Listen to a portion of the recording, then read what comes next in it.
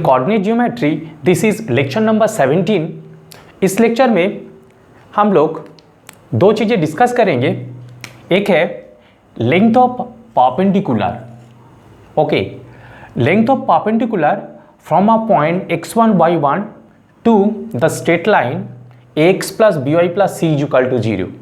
Okay, next then we'll discuss perpendicular distance between two parallel lines.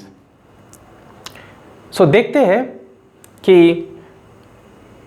किसी straight line से किसी point का distance कैसे कैलकुलेट करते हैं, राइट? तो मान लो कि ये स्ट्रेट लाइन है और इस स्ट्रेट लाइन का इक्वेशन है ax plus B Y plus C. मान लो इसका इक्वेशन मान लिया ax plus B Y plus C equal to 0 और ये पॉइंट x1 y1 कुछ यहाँ पे है, x1 y1 पॉइंट। मान लो this point is P। So P point से हमने इस स्ट्रेट लाइन के ऊपर परपेंडिकुलर ले लिया। मान लो this is n and this angle is 90 degree. Then this distance Pn, that means the perpendicular distance from the point x1 y1 to this straight line ax plus by plus c is equal to 0. तो ये जो perpendicular distance है इसको कैसे calculate करते हैं? देखो हम लोग क्या करूँगा, ये जो स्ट्रेट लाइन का इक्वेशन है, इस स्ट्रेट लाइन का इक्वेशन में एक्स वाई की जगह हम लोग x1 y1 रख देंगे, right? That means what will get ax1 plus by1 plus c1, sorry not c1 c। तो xy की जगह हम क्या पुट कर देंगे, x1 y1, राइट? तो पुट करने से ये एक्सप्रेशन आ गया ax1 plus by1 plus c, right? अच्छा, इक्वेशन का ये वाला पार्ट नहीं लूंगा हम लोग, इक्वल टू 0 वाला पार्ट, सिर्फ ये वाला एक्सप्रेशन लेफ्ट हैंड साइड में जो एक्सप्रेशन है उस एक्सप्रेशन में x की जगह x1, y की जगह y1 हम लोग पुट कर देंगे, divided by square root of coefficient of x का स्क्वायर मतलब a square plus coefficient of y का स्क्वायर मतलब b का square. Okay, this will be the distance Pn, right? अभी क्या होगा कि कभी ये वैल्यू पॉजिटिव होगा, कभी नेगेटिव होगा, तो इसका एब्सोल्यूट वैल्यू लेने के लिए हम लोग यहाँ पे मॉडुलस लगा देंगे, राइट? सो किसी भी पॉइंट x1 y1 से किसी स्ट्रेट लाइन का परपेंडिकुलर जो डिस्टेंस है उसको कैलकुलेट करने के लिए जो स्ट्रेट लाइन का एक्सप्रेशन होगा, उस स्ट्रेट लाइन का एक्सप्रेशन का देखो यहाँ पे general form of the straight line लिया हम लोगों ने। तो general form of the straight line का जो एक्सप्रेशन है उसमें एक्स वाई की जगह x1 y1 रखना होता है, मतलब एक्स वाई की जगह जिस पॉइंट से परपेंडिकुलर डिस्टेंस कैलकुलेट करना होता है उस पॉइंट को वहाँ पे रखना होता है, divided by square root of coefficient of x square coefficient of y square. This modulus we have taken to get the absolute value only, right? तो ये एक्सप्रेशन कभी पॉजिटिव भी आ सकते हैं, कभी नेगेटिव भी आ सकता है, right? Next, perpendicular distance between two parallel lines. यहाँ पे देखो अंडरस्टैंडिंग कैसे है। मान लो हमने कोऑर्डिनेट सिस्टम ले लिया, x o x dash x axis, y o y dash y axis ले लिया। मान लो हमारे पास दो लाइन है जो पैरेलल है। देखो एक का इक्वेशन बता दिया ax plus B Y plus C equal to 0। ये दोनों लाइन पैरेलल है तो ax प्लस बी वाई देखो दोनों पोर्शन यहाँ पे सेम है, ax प्लस बी वाई ये दोनों पोर्शन यहाँ पे सेम है। कांस्टेंट डिफर किया यहाँ पे, ये c हमने यहाँ पे c लिया, यहाँ पे k लिया, तुम लोग यहाँ पे C1 C2 भी ले सकते हो, हमने यहाँ पे C K लिया। तो पैरेलल स्ट्रेट लाइन है तो यहाँ पे बस कांस्टेंट जो है वो डिफर किया। तो हम सोच लेता हूँ कि पहला जो स्ट्रेट लाइन है वो ये है और दूसरा स्ट्रेट लाइन ये है।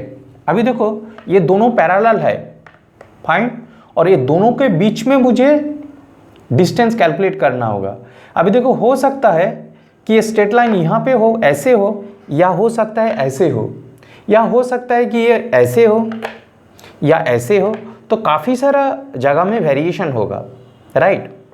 लेकिन एक चीज़ हम लोग देखेंगे कि ये जो सी के, ये दो कांस्टेंट जो है, ये दो कांस्टेंट का जो साइन है वो दोनों पॉजिटिव होगा। तो इसका मतलब ये होगा कि जो ओरिजिन है, ओरिजिन की एक ही साइड में होगा, आइदर तो इस साइड में या इस साइड में, राइट, एक ही साइड में होगा। सी एन के दोनों का वैल्यू आइदर पॉजिटिव या नेगेटिव, एक साथ पॉजिटिव या नेगेटिव हो, तो ओरिजिन क्या होगा, उस लाइन, दो लाइन के बीच में नहीं आएगा, लेकिन ओरिजिन उस लाइन के बीच में आ गया, ओके, ऐसे लाइन है। तब क्या देखूंगा, ये जो सी एन के, ये दोनों का जो वैल्यू है, जो साइन है, वो ऑपोजिट होगा। मतलब सी पॉजिटिव होगा तो के नेगेटिव होगा, सी नेगेटिव होगा तो के पॉजिटिव होगा। तो मान लो हमें अब एक क्या ले रहा हूँ कि एक लाइन है जो ax plus B Y plus C, ये वाला लाइन है, और दूसरा एक लाइन है, ये है, ये मान लिया ax plus B Y plus C equal to 0, इसको मान लिया x plus B Y plus k equal to 0। तो ये दोनों के बीच में डिस्टेंस कैलकुलेट करने के लिए देखो हम लोग क्या करता हूँ, ये दोनों के बीच में डिस्टेंस कैलकुलेट करने के लिए हम लोग क्या करता हूँ, एक ओरिजिन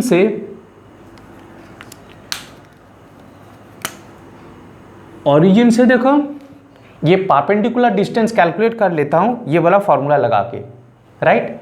मान लो ये है तुम्हारा से OP, फिर क्या करता हूँ, ओरिजिन से इस स्ट्रेट लाइन का डिस्टेंस कैलकुलेट करता हूँ, मान लो वो है OQ, और फिर क्या करता हूँ, ये OQ माइनस OP कर लेता हूँ, तो दोनों का डिफरेंस ले लेता हूँ। So then the distance between this two parallel straight line will become C minus k, जो कितना हो जाएगा, PQ बन जाएगा, यहाँ पे PQ जो है वो आ जाएगा C minus k divided by a square plus b square, और इसका हमें मॉडुलस वैल्यू लेना होगा क्योंकि हमें बस डिस्टेंस चाहिए। तो देखो यहाँ पे एक चीज़ होगा, जब दो स्ट्रेट लाइन के बीच में जब ओरिजिन नहीं होगा, तब देखोगे कि ये सी के दोनों का साइन जो है आइदर दोनों पॉजिटिव या दोनों नेगेटिव होगा, राइट, आइदर बोथ पॉजिटिव और बोथ नेगेटिव, और ये डिफरेंट साइड में होगा, मतलब दो पैरेलल लाइन के बीच में ओरिजिन होगा, तब देखोगे कि सी के इसका जो साइन है ऑपोजिट होगा, सी पॉजिटिव होगा तो के नेगेटिव होगा, सी नेगेटिव होगा तो के पॉजिटिव होगा, ऑपोजिट होगा, right. Next will discuss the intersecting points between two straight lines. Next thing we'll discuss how to calculate the intersecting points. दो मेथड डिस्कस करूंगा यहाँ पे, तुम लोगों को जो भी इजी लगे उसी के हिसाब से करना। So third point that will discuss point of intersection between two lines, two straight line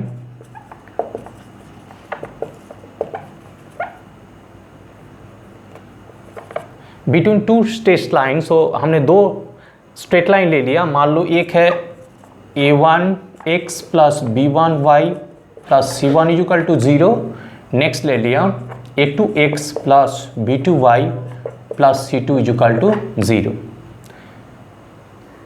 तो दो स्ट्रेट लाइन है और दो स्ट्रेट लाइन की बीच में जो इंटरसेक्टिंग पॉइंट है उसको कैलकुलेट करना होगा। देखो पहली बात ये है कि दो स्ट्रेट लाइन पैरेलल होगा, ओके, ऐसे दो पैरेलल होगा तो वो कभी मीट नहीं करेंगे, मतलब इंटरसेक्टिंग नहीं करेंगे, तो वहाँ पे हमें इंटरसेक्टिंग पॉइंट नहीं मिलेगा। तो इंटरसेक्टिंग होने के लिए ये पैरेलल नहीं होना चाहिए, तो पैरेलल नहीं होगा तो कहीं ना कहीं वो इंटरसेक्ट कर जाएगा, राइट। तो हम मान लेता हूँ कि एक स्ट्रेट लाइन है जिसका इक्वेशन है पहला वाला है और दूसरा ऐसे है। तो इसके बीच में एक पॉइंट आएगा, इस पॉइंट का मुझे कोऑर्डिनेट चाहिए, राइट।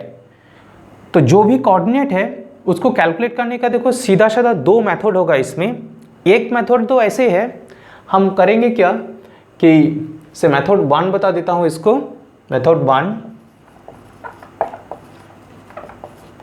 देखो, फर्स्ट मेथड में हम लोग क्या कर सकता हूँ कि मान लो इसको इक्वेशन नंबर 1 मान लेता हूँ, इसको फर्स्ट इक्वेशन और इसको सेकेंड इक्वेशन।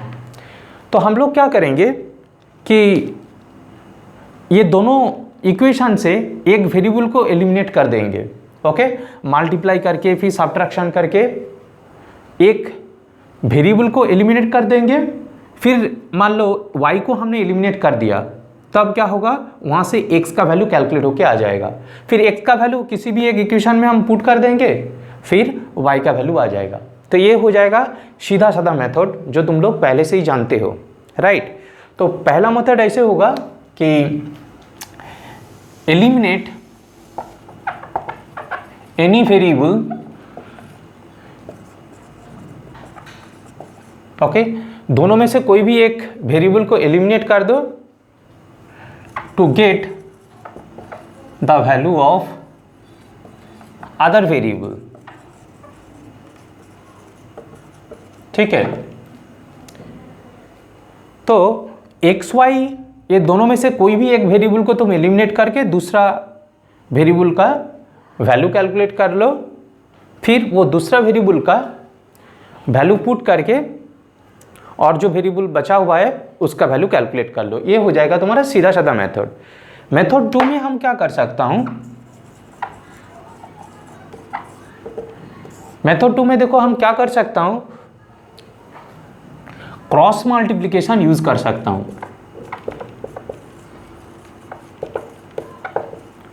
क्रॉस मल्टीप्लिकेशन हम लोग यूज करेंगे तो आंसर जो है डायरेक्टली आ जाता है। क्रॉस मल्टीप्लिकेशन का देखो आइडिया ऐसे था कि हम इस इक्वेशन को इस फॉर्म में लिख लेंगे, एक्स वाई 1, एक्स का जो कोफिशिएंट है आ जाएगा a1 a2, y का जो कोफिशिएंट है नीचे नीचे लिखेंगे b1 b2, देन 1 के साथ लिखेंगे, मतलब हम यहाँ पे सोचेंगे c1 इंटू 1 c2 इंटू 1, ये आ जाएगा हमारा c1 c2। तो ऐसे लिखने के बाद जो x से x आ जाएगा, ऐसे करना पड़ता है कि ये x है तो ये वाला हटा दो, तो दो जो बचेगा पहले ये वाला b1 c2, फिर माइनस करके ये वाला लेना पड़ता है minus b2 c1 divided by ये दो एक्स वाई का जो कोफिशिएंट है a1 b2 minus a2 b1, okay. सो यहाँ पे क्रॉस करता हूँ similarly a1 b2 then a2 b1 and y will become, तो y के लिए क्या करेंगे, देखो y को हटा दिया, फिर क्या लेंगे c1 a2, तो इसके साथ इसका c1 a2 माइनस इसको हटाया c2 a1 divided by the same expression a1 b2 minus a2 b1, a1 b2 minus a2 b1।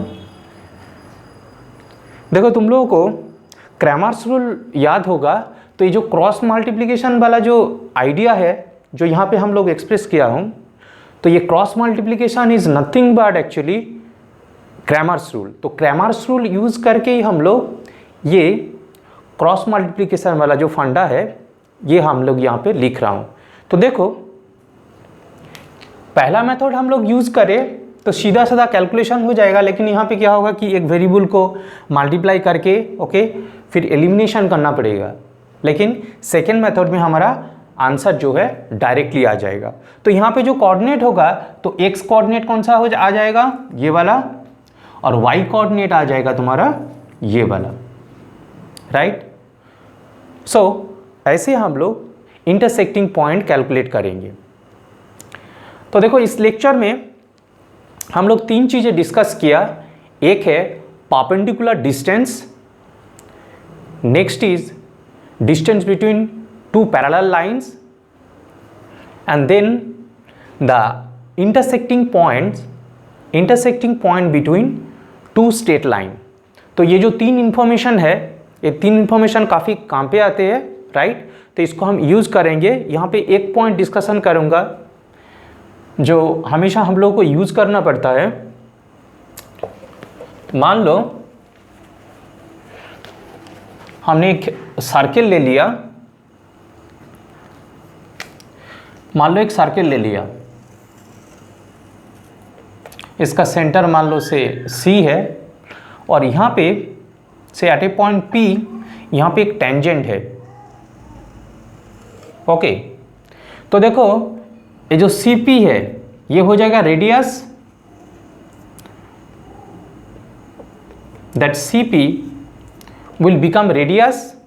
तो ये जो CP है, अभी देखो ये जो टेंजेंट है ये रेडियस के ऊपर परपेंडिकुलर होता है, इसका मतलब है ये 90 डिग्री है, राइट। तो सेंटर से किसी टेंजेंट का डिस्टेंस कैलकुलेट करने के लिए तो हम लोग ये यूज़ कर सकता हूँ कि ये जो डिस्टेंस है ये परपेंडिकुलर डिस्टेंस होगा, राइट। और एक चीज़ देखो, ये जो परपेंडिकुलर डिस्टेंस है, this distance is the minimum distance from C to this straight line. मतलब ये है कि देखो C पॉइंट से हम इस स्ट्रेट लाइन का डिस्टेंस देखें तो डिस्टेंस तो काफ़ी सारा हो सकता है, ये भी डिस्टेंस हो सकता है, ये भी डिस्टेंस हो सकता है, ये भी हो सकता है, ये भी हो सकता है। तो ये जो जितना डिस्टेंस है उनमें से मिनिमम डिस्टेंस जो होगा that will be the perpendicular distance. Questions में देखोगे हमेशा सर्किल स्ट्रेट लाइन कंबाइन करके क्वेश्चन देते हैं, तो वहाँ पे इस टाइप का इंफॉर्मेशन हम लोगों को चाहिए होता है, राइट।